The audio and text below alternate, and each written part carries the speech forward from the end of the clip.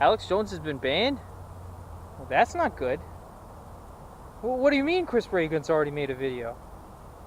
Chris Ray Gun's late on everything. I mean, he's like practically a year behind everyone else, and I haven't made a video yet? I haven't put up one video on my channel? What is this? This is just laziness. Swear to God. Alright, well, I'll be right there.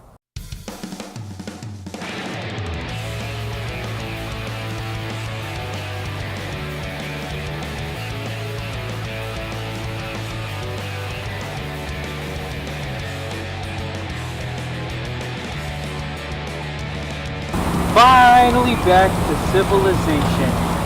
Nothing could go wrong. If you're wondering why I'm later than Chris Ray Gun on this video, I'd point you to the severe contusions on my shoulder and massive brain damage I suffered as a result of the fall I took earlier. The greatest fall since the fall of man. So, Alex Jones, he's a pretty crazy guy who says some pretty crazy things, and apparently those crazy things are enough for him to be completely removed from the online arena. And I'm not saying people didn't naturally have homosexual feelings. I'm not even getting into it. Quite frankly, I mean, give me a break. You think I am like, oh, shocked by it, so I'm up here bashing it because I don't like gay people? I don't like them putting chemicals in the water that turn the friggin' frogs gay. Now, I will say, this did shock me. Just given the fact that Jones had operated on these platforms for several years and had become a pretty popular figure due to the memes he was associated with in more recent times. But apparently, no one is safe, or we're all doomed, and no one can save you. He was banned from YouTube, Apple, Spotify, LinkedIn, Facebook. At the time of this recording, he received a 1-week ban from Twitter, although they didn't ban him originally. And I'll get to that, right? Don't you worry your pretty little head. And I'm not even sure if this is an exhaustive list. I'm just giving you the picture. The dude's gone. The weirdest thing about this whole thing is the timing, because they all banned him within practically a 4 or 5 hour period, and then he was just gone.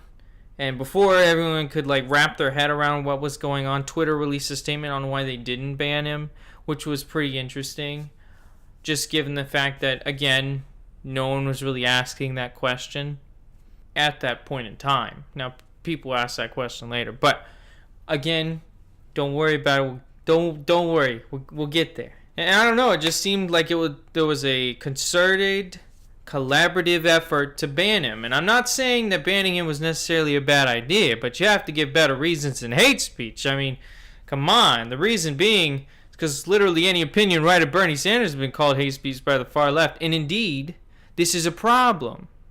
And we saw this going forward as being a big problem when the pro-Trump nationalist organization, the Proud Boys, was banned from Twitter prior to Unite the Right 2 rally in D.C. First off, Unite the Right is terrible. There's a bunch of racist, white nationalists, Nazi scum. Fuck those guys. Alright, just fuck them. But the Proud Boys and its founder, Gavin McInnes, had denounced the rally and its creator, who was a former Proud Boy, Mr. I shouldn't even address him as Mr. It's Jason Kessler. He lives in his parents' basement. That's pretty funny. I'm just going to put that out there. We found that out on a live stream. It was pretty funny.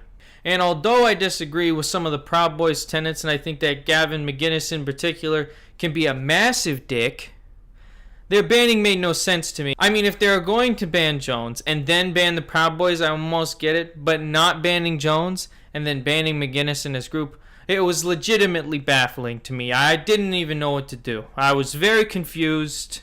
I just kind of wandered outside for 30 minutes in a circle, and people were asking what's going on. I was like, I don't even know what's going on. This isn't even to mention the fact that parody tweets of leftists about white people can get you banned. I mean, we just look at the case of Candace Owens, which is by far the most popular person affected by this particular thing. She parodied tweets made by Sarah Zhang. So long since I've written about this, and I'm finally making a video, but we'll get over it. But by far the most shocking instance of this right-wing silencing happened to someone who isn't even right-wing. It legitimately baffles me. I keep saying the word baffles. I'm going to stop. It legitimately confuses me why YouTube would do this. It happened to H3H3 Productions on their podcast, the H3H3 Podcast Experience. Thunder noise, please. Zach, you know what to do. I don't think he really believes what he says, like about all the crazy stuff that he... Well, that's definitely debatable. Hey guys, let me cut in real quick.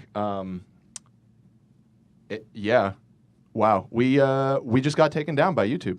They just killed our stream. Really? Yep. Why? Community guidelines.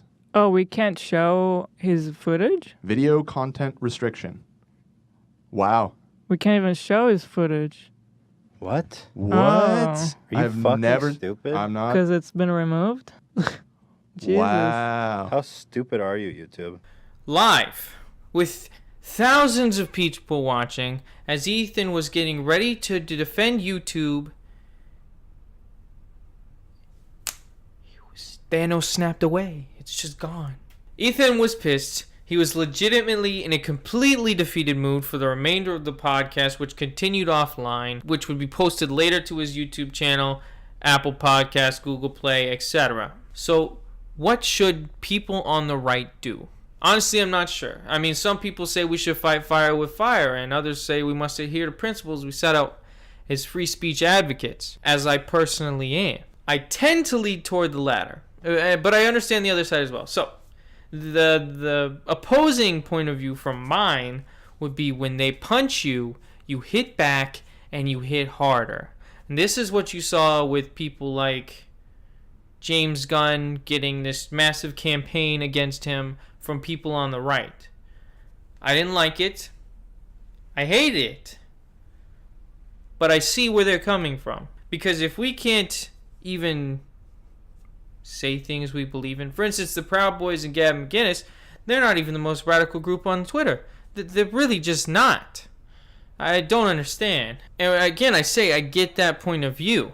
But also you have to think about not becoming the thing which you despise. This fight that is going on within our culture, which some are dubbing the culture war, is actually just a case in which both sides are getting exponentially worse. And you see this in the firing of James Gunn. You see this in multiple people on the left and right being suspended from Twitter, and some even being banned from Twitter. The most noticeable one on the left was A The Motivator Opinion on Twitter. You know, not a big fan of the guy, but I don't think he deserved to be banned from Twitter. Anyway, everything has become so dumb, I'm not even sure if I can take it anymore, but it's okay. An asteroid could come at any moment to destroy the planet and rid the universe of all this stupidity, so there's that to look forward to. Thanks for watching the video. I appreciate it. Let me know what you think of the situation in the comments. Leave a like if you enjoyed the video. And you can criticize the video down below as well. You know, I don't care. I also wrote an article on the topic, and the link to that will be in the description below on zachattacknews.wordpress.com. It's great. It's amazing. My classically trained skills as a journalist I finally get to use. I'll see you guys in the next video.